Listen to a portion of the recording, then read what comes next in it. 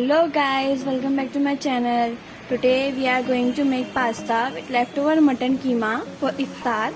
So let's go. We will require 1 onion, 1 carrot and 1 capsicum like this.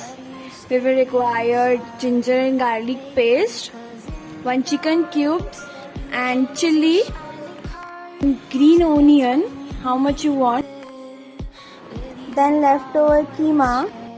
Now we will boil our pasta. We will take water and we will put salt and oil. When water boils, then we will add our pasta in that. After boiling our pasta, we will remove that pasta in another utensil like this. Now we will make our mixture. We will require oil, 1 tablespoon oil.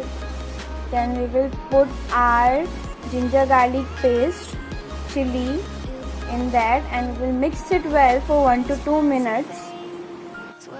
After mixing for 1 to 2 minutes, then we will add our onion and we will mix it for 1 minute.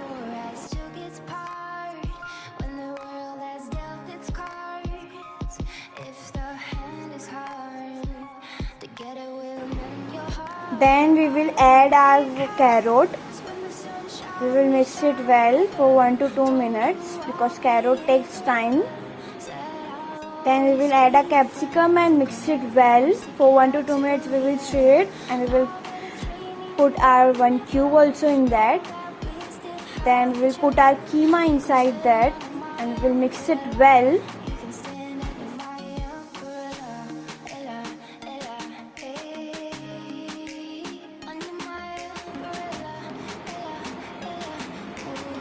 After mixing well, we will put our pasta in that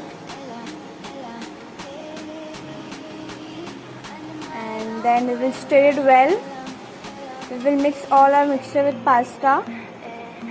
Then we will put that green onion inside and we will mix it well.